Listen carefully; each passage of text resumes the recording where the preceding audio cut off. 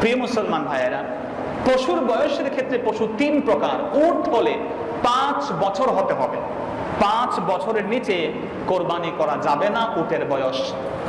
যদি সেটি গরু মহিষ হয় তাহলে 2 বছর হতে হবে বয়স। 2 বছর হলে পরে তার উপরে কোরবানি আপনি তাকে দিয়ে করতে পারবেন। ছাগল, বকরি, ভেড়া হলে মিনিমাম 1 বছর হতে হবে, তাছাড়া কোরবানি হবে না। এই পশুগুলোর ক্ষেত্রে যদি একদিনও কম হয় তাহলে কিন্তু কোরবানি হবে না। এর নির্দিষ্ট বয়সে পৌঁছানোর পরে তাকে কোরবানি করতে হবে। তবে ভেড়া বা দুম্বার ক্ষেত্রে ফুকাহায়ে কেরাম কিছু ফ্লেক্সিবিলিটি দিয়েছেন। তারা বলছেন 6 মাসের দুম্বা দেখতে শুনতে যদি 1 বছরের মতো মনে হয়, হৃষ্টপুষ্ট, হেলদি, অনেক উঁচু হৃষ্টপুষ্ট হলে, তাহলে দুম্বা ভেড়ার ক্ষেত্রে এই সুযোগ আছে। কিন্তু ছাগলের ক্ষেত্রেও অনেকে পেঁচিয়ে ফেলেন এই মাসালা। তারপরে বলা আছে বিনিয়াতিন কুরবাহ, আল্লাহ সন্তুষ্টির উদ্দেশ্যে কোরবানি করতে হবে। আরেকটা হচ্ছে ফি ওয়াক্তিন মাখসুস, এটি হচ্ছে কোরবানির সংজ্ঞা। নির্দিষ্ট পশু আল্লাহর সন্তুষ্টির জন্য, এবং সেটা হবে নির্ধারিত দিনে। নির্ধারিত দিন এবং রাত এর মধ্যে অন্তর্ভুক্ত। রাতেও কোরবানি করা যায়, না করা ভালো, কিন্তু নির্ধারিত দিন কয়টা? 3টা দিন, 10ই জিলহজ, 11 জিলহজ, 12ই জিলহজ। এই 3 দিন এর মধ্যে আপনাকে কোরবানি করতে হবে। কার উপরে কোরবানি ওয়াজিব? যে নাকি প্রয়োজন অতিরিক্ত সম্পদ যার আছে, নেশাব পরিমাণ, যিনি মুসাফির না, যিনি পাগল না, যিনি নাবালেগ না। প্রয়োজন অতিরিক্ত সম্পদ 52 ভরি রৌপ্যের সমপরিমাণ সম্পদ, অথবা স্বর্ণ রৌপ্য মিলিয়ে যদি দেখা যায় কারো কাছে কেবল স্বর্ণ আছে, তাহলে সেটি 7.5 ভরি হতে হবে। এটি অলংকার হোক, ব্যবহার করেন বা না করেন, যে অবস্থায় আছে সেই অবস্থায় আপনার কাছে 7.5 ভরি স্বর্ণ অথবা তার সমমূল্যের সম্পদ যদি থাকে। আর কেউ কেউ বলেছেন 52.5 ভরি, এবং এটি হচ্ছে মূল স্ট্যান্ডার্ড। রাসূল সাল্লাল্লাহু আলাইহি ওয়াসাল্লামের জামানায় 200 দিরহাম বা রৌপ্যকেই মেজারমেন্ট ধরা হতো। রৌপ্যই মেজারমেন্ট। এখন যদিও তারতম্য হয়ে গেছে, রৌপ্য 52.5 ভরির মূল্য কত হবে? 60,000 টাকা। কিন্তু স্বর্ণ এখন মাশাআল্লাহ যেই দাম বেড়েছে স্বর্ণের, তাতে 4-4.5 লক্ষ টাকা 7.5 ভরি, তারতম্য তো অনেক, প্রায় 5-7 গুণ হয়ে গেছে। ফুকাহায়ে কেরাম বলছেন না, আনফালিল ফুকারা, সবচেয়ে বেশি উপকার যে হয় ফকির মিসকিনদের, সেটাকে স্ট্যান্ডার্ড ধরতে হবে। অনেকে বলছেন ইন্টারন্যাশনাল কারেন্সি হচ্ছে টাকা, স্বর্ণকে কারেন্সি হিসেবে ধরে সেটা অনুযায়ী করা হয়। ভাইয়েরা আমার, ইন্টারন্যাশনালি কি ধরা হলো সেটা আমাদের দেবতব্য বিষয় না। একটা সময় যদি আসে হীরাকে ধরা হয়, তখন কি আমরা সেখানে চলে যাব? না, বরং রাসূল সাল্লাল্লাহু আলাইহি ওয়াসাল্লাম বলছেন রৌপ্যকেই, তারপরে স্বর্ণকে তিনি অ্যাড করেছেন। কারণ রাসূল সাল্লাল্লাহু আলাইহি ওয়াসাল্লামের জামানায় তার উভয়টার মূল্য কাছাকাছি বা সমান ছিল।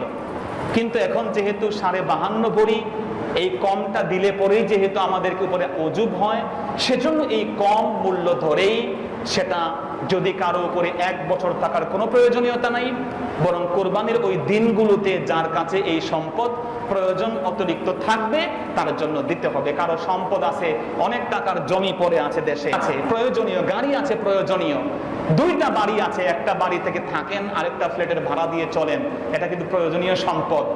এগুলো ছাড়া তার আরো 2-3টা ফ্ল্যাট পড়ে আছে, সেগুলো তিনি বিক্রি করবেন দাম বাড়লে, ওগুলো কিন্তু প্রয়োজন অতিরিক্ত, ওইটাকে ধরতে হবে নেশাবের মধ্যে, তার উপরে কোরবানি ওয়াজিব। দেখা যায় অনেক মা বোনরা কিছু পোশাক, শাড়ি, এগুলো তারা কিনে রাখেন, দীর্ঘদিন পরেন না।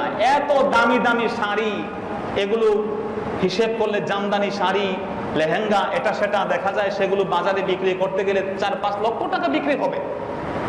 আলমারির পর আলমারি ভর্তি হয়ে আছে, বছরকে বছর এরা পড়েন না। এগুলো কিন্তু প্রয়োজনীয় সম্পদ নয়। ফুকাহায়ে কেরাম বলেন এগুলো প্রয়োজন অতিরিক্ত। কোন মুফতি সাহেব অনেক টাকার কিতাব রেখেছেন, বছরের পর বছর একটা কিতাবও ধরে দেখেন না। মোবাইল চলে আসছে, বা আলহামদুলিল্লাহ তিনি দেখা যায় যে তিনি এখন যেই চলনসই চলে আসছে, বই পুস্তক না পড়লেও চলে, তার আলমারি ভর্তি 5 লক্ষ টাকার কিতাব, এটা তিনি বছরের পর বছর ধরে দেখেন না। ওইটাও প্রয়োজন অতিরিক্ত, ওইটা বিক্রি করলে তিনি টাকা পেতেন, ওইটা তাকে হিসেবে ধরতে হবে। কেউ কেউ সমিতিতে টাকা দেন, এটা খুব গুরুত্বপূর্ণ মাসালা। সমিতিতে টাকা দেন, 20 জন মিলে সমিতি করেছেন, ব্যাংকে টাকা পড়ে আছে, যে কোনো সোর্সে আপনি রেখেছেন, মনে করছেন সেটা তো আমার কাছে নাই, দিয়ে দিয়েছি। কিন্তু ভাই আপনি 5 বছর নিয়ে আপনি জমা জমা করে করে, বা 1 বছরে আপনি মাসে মাসে দিয়ে আপনি দেখা গেল 2 লক্ষ টাকা জমিয়ে ফেলেছেন। যদি সেটি আপনি কোনো কাজে বিনিয়োগ না করেন, যেমন কেউ জায়গা কিনে রেখেছেন, অসুবিধা নাই, তাহলে আপনার উপরে এটি অতিরিক্ত প্রয়োজনীয় সম্পদ। কিন্তু এখন আপনাদের 10 জনের টাকা, 10 লক্ষ টাকা ব্যাংকে পড়ে আছে, যে কোনো মাধ্যমে রেখেছেন, আপনি হালাল পন্থায় হালাল ব্যাংকিং জায়গায় রেখেছেন, ওটা কিন্তু আপনার সম্পদ। যদি দেখেন ওই 10 লক্ষ টাকা ভাগ করলে আপনার যে টাকাগুলো দিয়েছেন, আপনার তো হিসেব আছে, রিসিট আছে, মানে রিসিট আছে, ওই টাকা কোরবানির নেশাব হয়ে গেছে, আপনাকে কোরবানি দিতে হবে। এ থেকে আপনি কিন্তু রক্ষা পাওয়ার সুযোগ নেই। এই জন্য প্রিয় ভাইয়েরা, এই বিষয়গুলো আমাদের খুব খেয়াল রাখা দরকার। বরং পারতপক্ষে কোরবানি যদি ওয়াজিব হয়, সেটা দেওয়ার চেষ্টায় আমাদেরকে লিপ্ত থাকা। অতএব নির্ধারিত সময়ে কোরবানি দিতে হবে।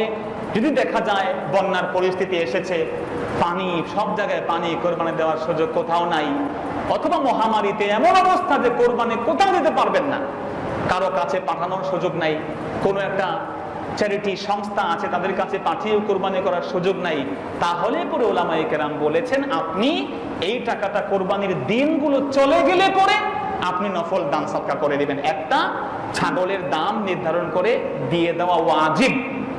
এই জন্য আমরা বলছি কোরবানি 2 প্রকার, একটা হচ্ছে নফল কোরবানি, একটা হচ্ছে ওয়াজিব কোরবানি।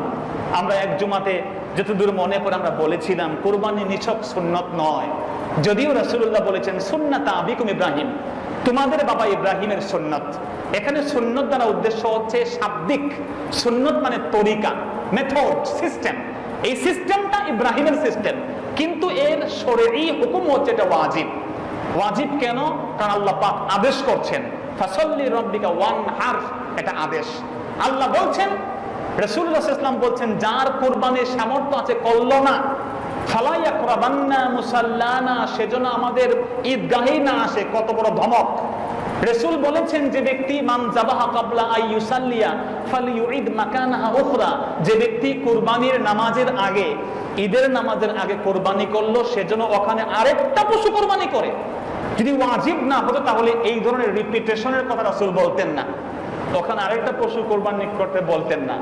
তার চেয়েও বড় কথা রাসূল সাল্লাল্লাহু আলাইহি ওয়াসাল্লাম বলেছেন, আলা কুল্লি আহলি বাইতিন উদহিয়া ফি কুল্লি আম, প্রতি বছর বাড়ির মালিক যিনি, তার জন্য, মাল সম্পদের মালিক, তার জন্য কোরবানি করা আবশ্যক। আলা, আলা বুঝায় কিসের জন্য? আবশ্যকের জন্য। আরবি ভাষার তো কিছু নিয়ম কানুন আছে, যেমন আল্লাহ বলছেন ওয়ালিল্লাহি আলান নাস হিজ্জুল বাইত, মানুষের জন্য আবশ্যক। এখানে আলা শব্দটা এসেছে আরবিতে আবশ্যকীয়তা, ম্যান্ডেটরি বোঝানোর জন্য, এটি অবলিগেটরি, এটাকে সুন্নত বলে এড়িয়ে যাওয়ার সুযোগ নেই ভাইয়েরা। কোন আলেম ইন্টারনেটে আমি শুনলাম, তিনি বলছেন যে কোটিপতিও যদি কোরবানি না দেয় তাহলে সে গুনাহগার হবে না। একটু জোরে বলেন নাউযুবিল্লাহ। এটি ওই ভাইয়ের ভুল ইজতিহাদ, এটি তার ভুল বক্তব্য। তিনি দলিল দিয়েছেন অন্য কিছু না। আবু বকর এবং ওমর রাদিয়াল্লাহু নাকি 1 বছর কুরবানি করেন নাই। প্রিয় ভাইয়েরা, ওমর রাদিয়াল্লাহু 20 রাকাত তারাবি পড়লেন, ওসমান রাদিয়াল্লাহু নামাজের আগে একটা এক্সট্রা আযান দিলেন। মুয়াজ্জিন সাহেব একটু আগে যেটা দিয়েছেন, এই আযানটা কিন্তু রাসূলের জামানায় ছিল না, ছিল একটু পরে যেটা দিবেন সুন্নাত পড়ার পরে আমরা খুতবার আগে, ওই আযান রাসূলের জামানায় ছিল। সেই ভদ্রলোক তিনি বলতেন উসমান বিদআত করেছেন, নাউযুবিল্লাহ বলেন।